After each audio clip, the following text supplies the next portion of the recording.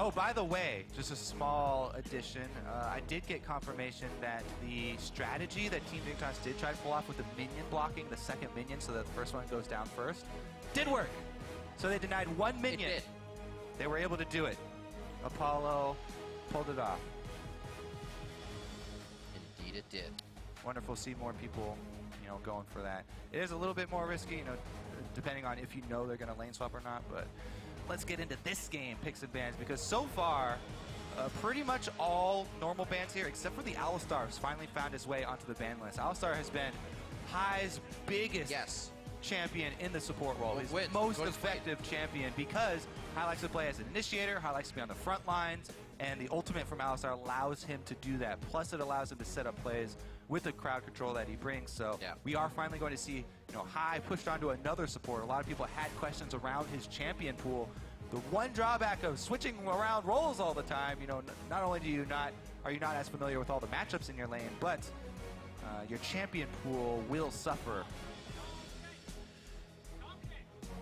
What he will play. If High's a Trundle, does he go back to Janna? I mean, the guy behind him was a fantastic Janna player, Lemon Nation on your screen right there. So we'll see. The supports to come a little bit later. What is that priority pick, though? Kalista has still been left up for this team.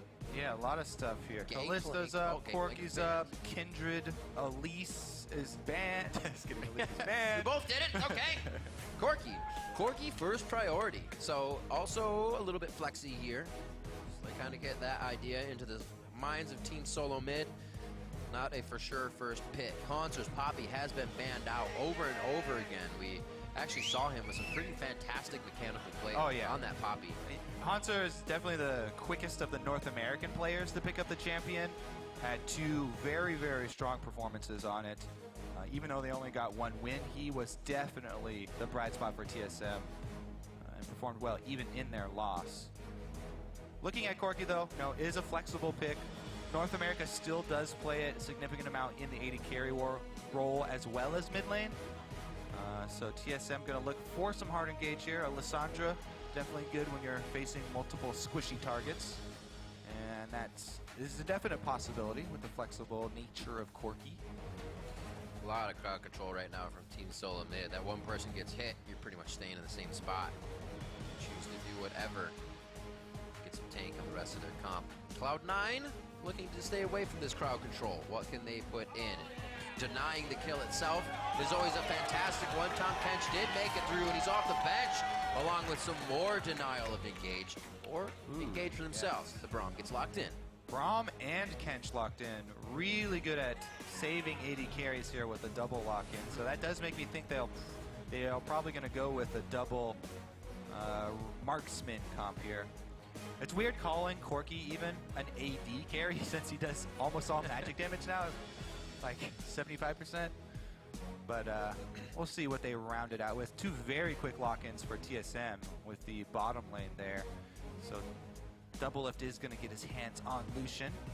And that Yellow Star Janna that you're talking about, not going to be an option for High. Yellow Star has had, highlight plays on Janna, so see if he and Double Lift can coordinate.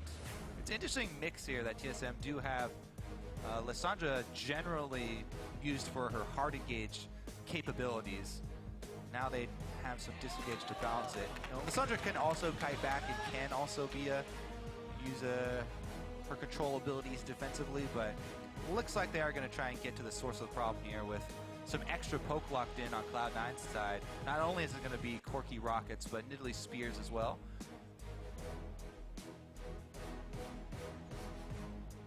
Interesting, rushes Nidalee. He can get himself into quite a bit of trouble on that champion.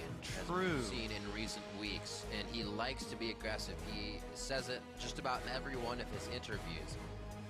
And the last time he had that Nidalee was against Impulse. We saw him go a little too ham. Yeah, one of the reasons why I'm so excited for this particular game is that Rush and Svenskeren actually have fairly similar styles as far as jungling goes.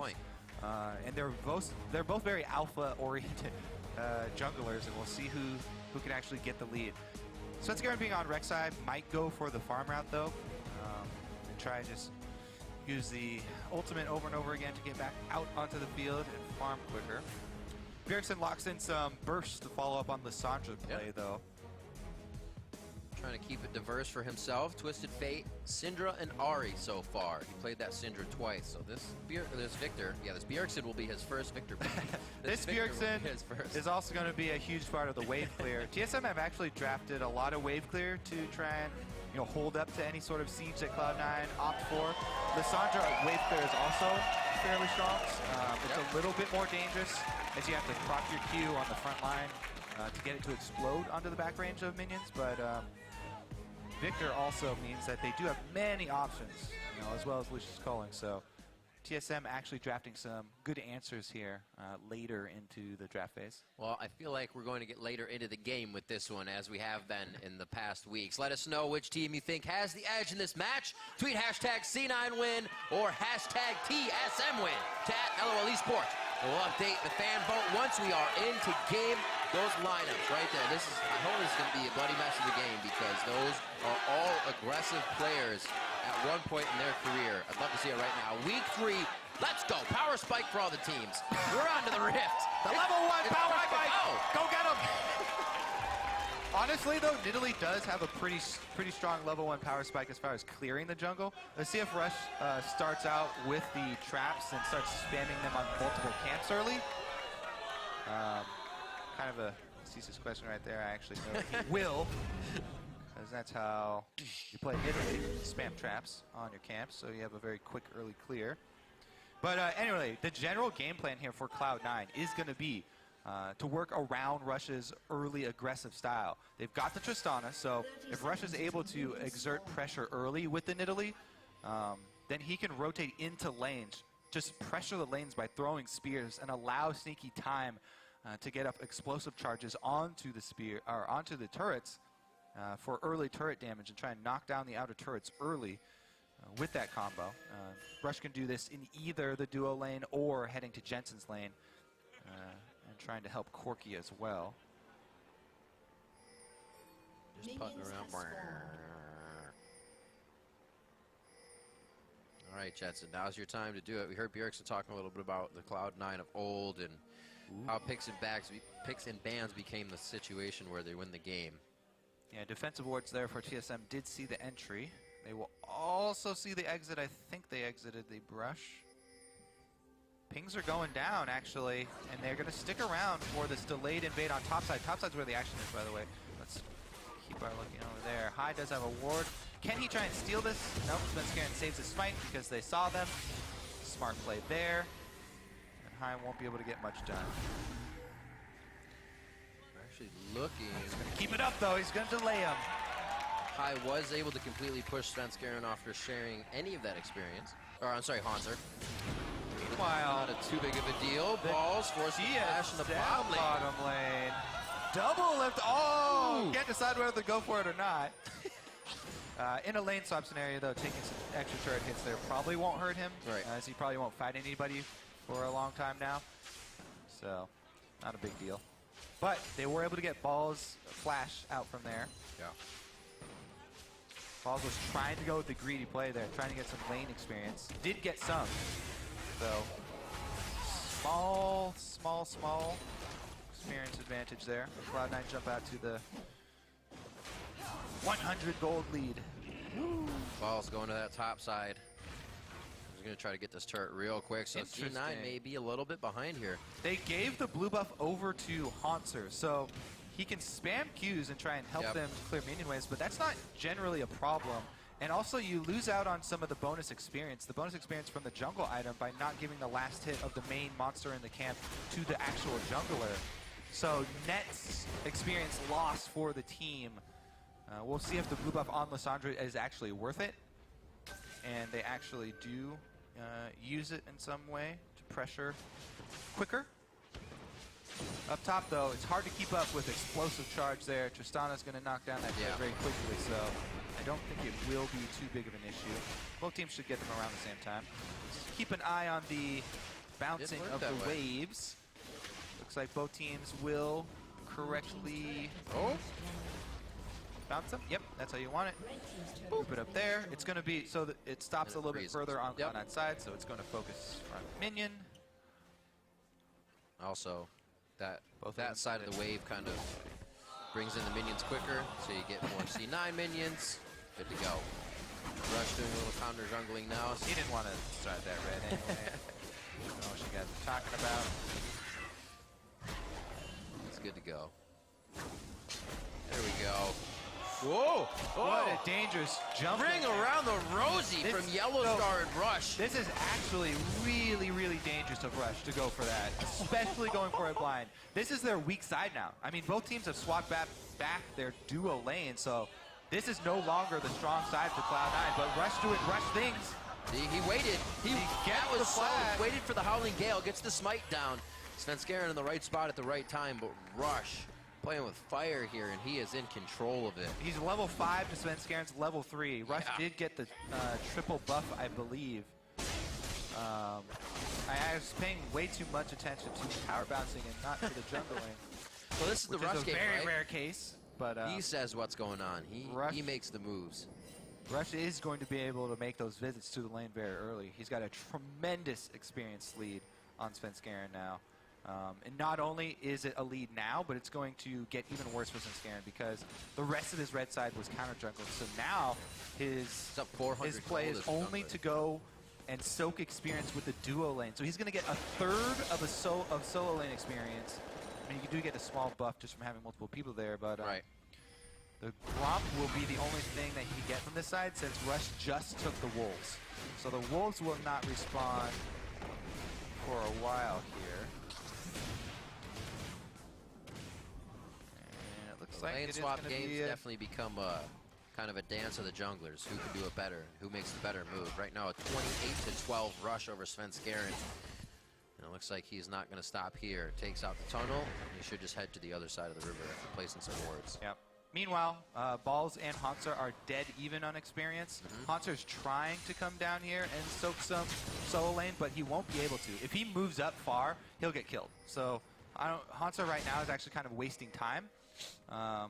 He's gaining a small amount of information by forcing the rest of Cloud9 up, but that's about it. Meanwhile, Balls is doing the same thing. So both top laners going to meet up down here. And this wave is actually not optimal for Cloud9, so Balls is actually going to just press it one more time. What you want to do now is try and grab the minions before...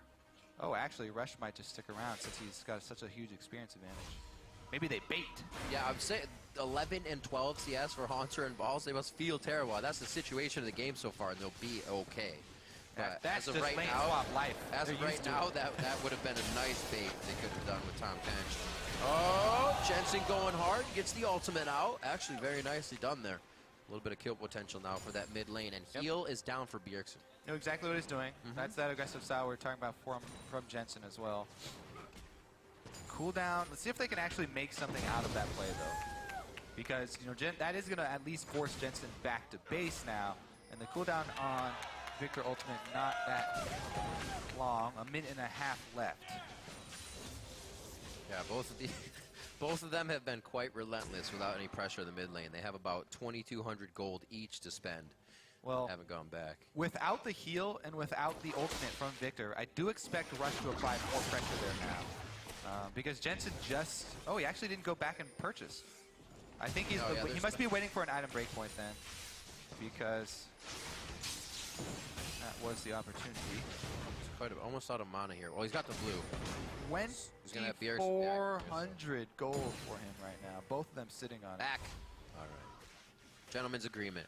I mean, Corky can Both buy hit stop. Corky can buy so many different breakpoints. It's actually not that big of a deal. So he goes Fade Sheen. You see the upgrade for Bjergsen. Looks like it would be most likely for his W, and it is. No, I'm sorry, E. Laser upgrade, not W. All right, now let's see if they try and pressure him because they know there's no heal on him. And the ultimate only has about 30 seconds left to come back up. Not going to happen, though. Everybody just farming in sidelines. Just mirrored farming here for the top laners. The wave is almost in exactly the same place as well, so dead even there for them. Yummy. 45-22 in that CS. Svenskeren actually hasn't been able to farm too much with Rush actually countering that jungle over and over again. He's got a finished trackers now. Yep. Doing quite a bit more damage here. And it looks like they're going to start hovering over towards Dragon or something with this mid turret. Yeah, pretty much the big goal difference right now for Cloud9 is sitting all in the jungle and in the mid lane here. Jensen does have a small lead over Bjergsen, and Rush has a significant lead over Svenskeren. Meanwhile, Double Lift, you know, is able to work up marginal CS for himself as far as AD carry occasionally back to TSM. So Cloud9 are able to take that first dragon, get the 6%, which doesn't do very much right now, but will definitely provide more gains later. Nope. Another slow kill game on our hands, Cody. Yeah. The biggest thing, though. As we do this, the biggest thing might be first blood. Gray health. He goes over to Yellowstar's side. I actually like his choice of pathing here. He gets away from Double Lift, knowing Yellowstar won't be able to finish that kill. And although he has to blow the flash, they choose the right exit path. Okay, so that was a exhaust for a flash. Now, one of the biggest things I was just about to talk about was the ward coverage. The biggest difference in this game isn't the small gold lead that Cloud9 have gotten, it's the ward coverage. Because Rush got so much of an experience advantage with the early Tracker's Knife done and fully upgraded, he gets the extra move speed from the full upgrade here. All right, he's going to be able to finish counter jungling. But Cloud9 have been constantly on TSM's side. And it's only just now that TSM are getting their own wards deep in on red side with this bottom lane push. All right, prep Gale. He's gonna let that one charge up, but he gets no pop-up out of it. And Here this comes looks Rush as well to support, so TSM actually pretty deep here. Balls can stack up. all right. They're not split anymore. TSM gets on the same side. It's a good move by Svenskeren there to kind of bolster the ranks. So Turret to half. yeah, they see Sneaky's top, so they know at worst it will turn into 4 versus 5 if Hanser collapses as well. But they're sending Hanser up to just play defensively. They don't want Trish to be able to finish off the secondary turret. It also works because Sneaky, not super more powerful than Hanser, but he's only got 2 rings right now. He's not really a threat to Sneaky at this point, so not too scary for him to be up this far with knowledge of the other members of Team Solo Mid. We'll see what Cloud9 tries to work off of this. Doesn't look like Sneaky's going too far, too fast, and he may just stay for this next wave. Jensen holding off. Rush is going pretty deep here. This is fairly aggressive. Just tagged though. Whoa, but from the bot lane, Hanser with that TP. Remember, he was just in the top lane with Sneaky. Now on to high. He flashes over the wall. And the balls comes out right in the Chaos Storm party. He'll be all right in the situation, though, but still wanted to create presence. They left. That was 4 versus 5, so Sneaky's going to get that turret. So even though Cloud9 don't turn that kill on Svenskeren, they still come out ahead. They get the objective. Top lane turret. Oh, just kidding. Ping, ping, ping, ping, ping. I was all excited, but Sneaky was actually just farming minions. He better move. They have Johnny here. Look at the movement speed, assisting Double Lift to get into the right spot. Swifty's on that as well. Double Lift, good luck. Sneaky does have both summoners, so Deja vu if this were actually a Thresh play. But he is going to be fine. They cannot get the kill on the Sneaky. Double Lift doesn't get what he wants. I've been conditioned, Riv. Anytime I see a Tristana alone with a turret, turret must be dying, right? Nope. She got to touch it. It's gone. Yeah. Oh, pretty close on the vote there. Both teams out to play right now, putting their votes out 47 to 53 in the game, showing a little bit more percentage towards C9 side right now with map pressure and a bit of 1,000 gold lead.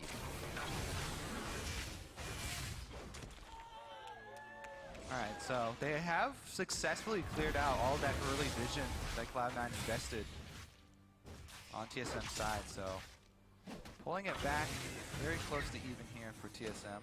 I mean, the CS advantage still is for Cloud9, and that's that goal difference that you see. Plus the extra dragon there, giving that 60%. Honestly, Jensen here in the mid lane is about to be a very big threat. Trinity Force is completed.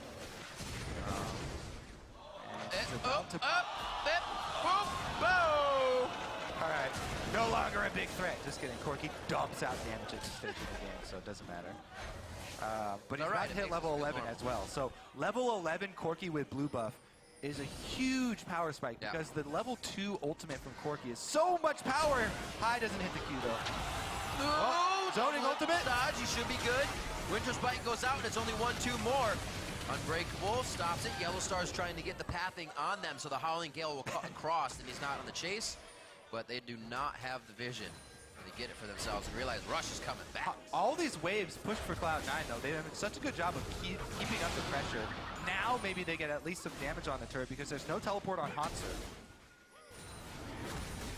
He's backing right now. He will not have home guards. We're only 15 minutes in right now, so that's going to be a slow roll for Hanser to get back to this top lane. Turret's going down. Monsoon ultimate used to save it. That's part of the disengage. They need to stop something like Rush going in right there. But he misses the Javelin. They do not have a play. Cloud9, however, looking very good around the map. Yep. Rush is able to hit that one spear that matters right on the double lift. Yep. With the Luden's Echo proc, or Runic Echo proc. You get it just to lose it. Like, I won the smite anyways. Still have some time on Rift Herald before it goes off the map. So Cloud9 says, let's pick it up. We don't really have much more we can pressure without getting in a dangerous spot. They've actually moved this game forward quite quickly. Mid-turret's what they need to work on, but we've seen teams work around that lately and just take down the sides. This No feeds problem. right into that same game plan of Cloud9 working around Rush's early aggressiveness into the double poke that they have with Corki and Nidalee. And the turret destruction of Tristana, they can just continue to pressure all the lanes. They've been building up now. They got that extra global gold from the extra turret that they've taken on topside, so maybe they can hold on to this dragon. It looks like TSM are going to go for it, though, and try and snag #1 for themselves. I don't think Sneaky can push quick enough, even with the Rift Herald on top lane, to make TSM pay for this dragon, unless Rush lands some God Spears here on the double lift. Not going to be the case. They got the ward. You have to send somebody back here. Yeah, he's going back to try and defend against Sneaky. You got to at least throw one, right? So, yeah. Good move there by TSM, able to snag back that dragon. #1 is important for them. I thought he was trying to fog a war onto Bjergsen for a second. I was like, that's real aggressive.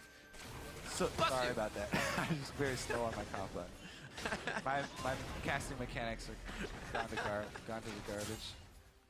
It's all right. It came out of nowhere, Rib. I'm sorry. Calm down. At least I'm not sick anymore. All right. Good. Rush under fire here, though. They're going to keep it. Oh, I feel if they hit one of these spears, Rush is just going to be diving into the fight. I'm so ready to see it happen, too. Now, Hanser in the top lane does have that TP back up. Good forward wards here from C9. Would see his rotation over if he were deciding to walk to mid lane.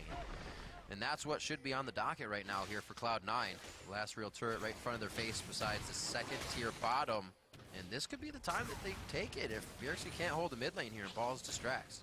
Balls just waddles away and regens half of that damage. Oh, maybe they're going for a Heal kill? Gray health. Ooh, Hanser's recall is going to go off. No problem. Sneaky not able to find him. Guesses wrong. It's like when you make that run, you see him the last time, you're like 1, 2, you count to 8. You just hope to be able to find him. So right now for Cloud9 is actually kind of the worrisome stage in the game, even though they're so far ahead, even though they still have the pressure. The onus is on them to create, to keep up that pressure without letting TSM get their flank off. TSM's whole objective right now is to get Hanser first to level 11, and once he's level 11, look for the double flank with him and Rek'Sai to try and find that back line. If Hanser can get off the level 2 ultimate, post level 11, onto the back line, then TSM can crack this. All right, TSM win condition. Get your flank on. See if they can do so. Happy feet. High hits him Walked this time. right into the Glacial Fissure on that one. I don't. He hits him and then flashes backwards. What? All right. I want it, but I don't want it. So you can see that that's High's nature. This is a guy, he always wants to make plays. This constantly, even in a 3 versus 4 situation. A little bit misjudged there. They didn't have deep vision. TSM had the full vision coverage of that side of the map, so they felt confident pulling off that play. But yeah, once again, I think that the reason TSM fully not committing to anything here, they want to get Hanser to level 11 first, then we might see that action. A good spike for them. Still looking for the AD carriers to get it as well. Always nice to have that level of your ultimate on the second one. Essence Reaver, so you finished Infinity Edge. Doublelift's boots. He went that lucidity and finished them up as well. Too much of a lead. Like you said, Cloud9 does have it.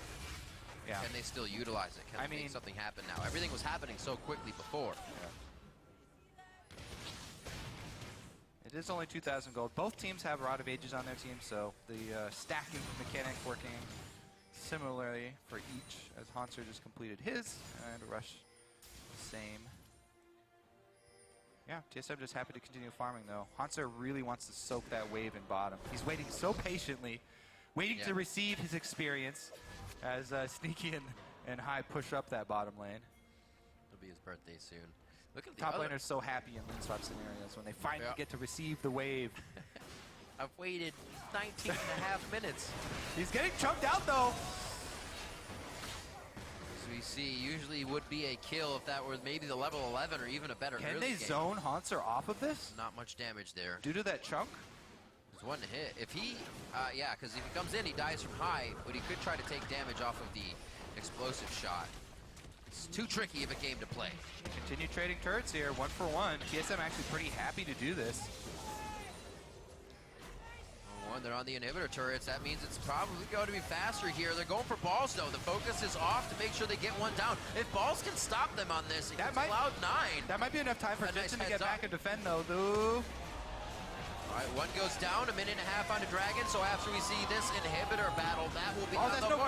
No, Balls goes down, he comes in with Jensen.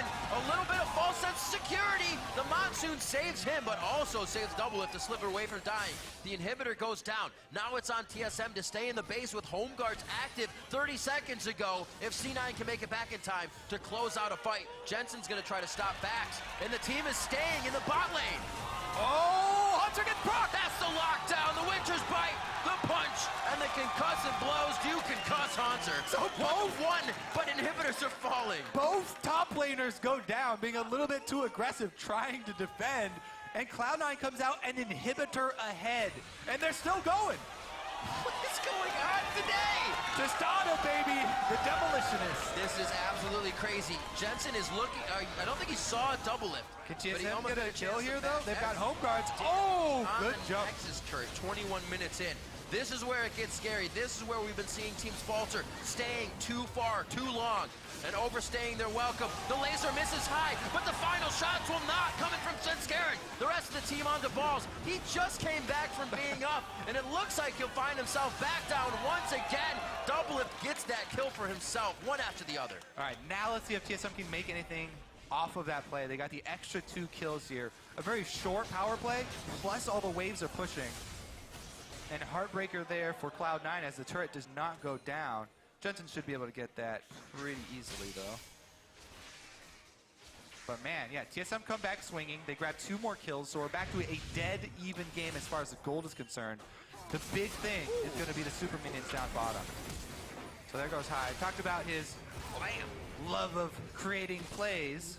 He's able to make one right there. But the thing is, this early in the game, with lane swap scenarios, you know, if that inhibitor is down and Cloud9 are not proactive and they don't force plays, you know, elsewhere on the map, then it's just going to mean extra farm for TSM, extra farm for Hanser there, because the super minions are going to kill off TSM's minions, and Cloud9 won't be able to farm them. That being said, though, good teams will take advantage of the pressure afforded to them by that inhibitor being down and try and create something else on the other side of the map. As of right now, though, Hunter happily farming away. Yep. Keeping it in the side lanes. Notably where Cloud9 has done it all game long. Have they, how much damage do they have on this turret in mid? Oh, it's a breath away from going down.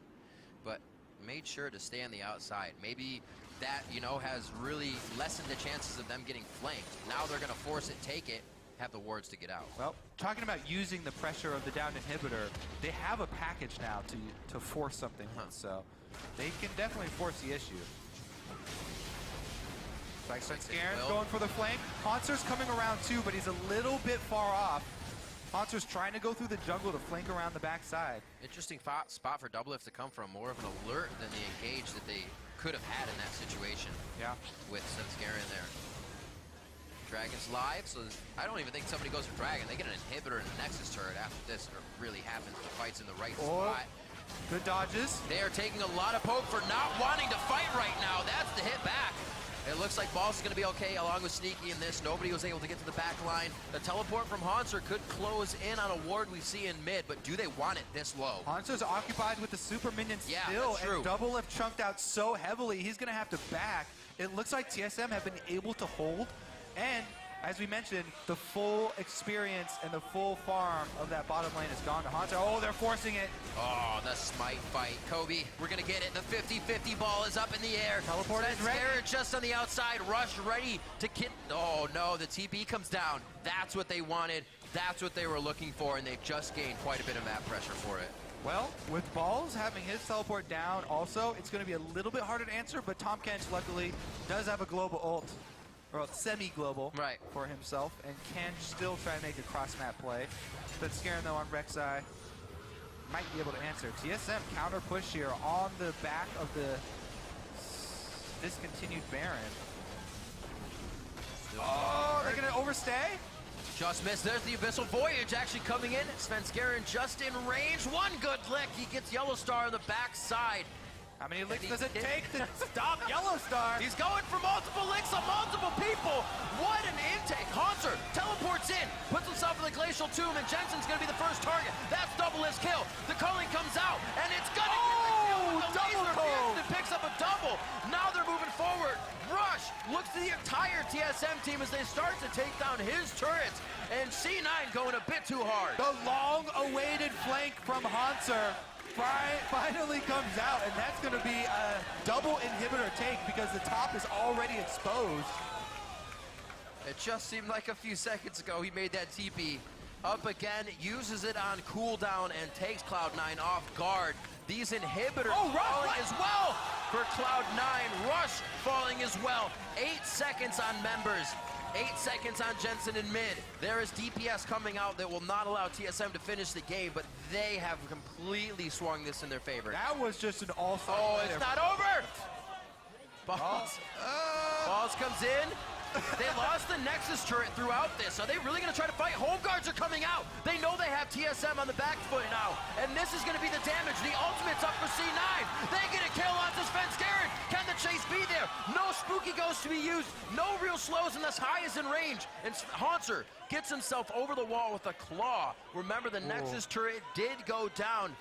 Cloud9 still has both of theirs, but 2 inhibitors need to come up. So the inhibitor here for TSM is going to come back up pretty soon. So they will have the double inhibitor advantage with 2 lanes pressing. And that is going to put so much pressure on this Baron. Vision coverage for Cloud9 is paramount right now. They're trying to get it down. And is this going to be a really desperate play for them? Try and take advantage of Svenskeren being down. Svenskeren doesn't have a tunnel, an optimal tunnel. He can go to mid lane, though.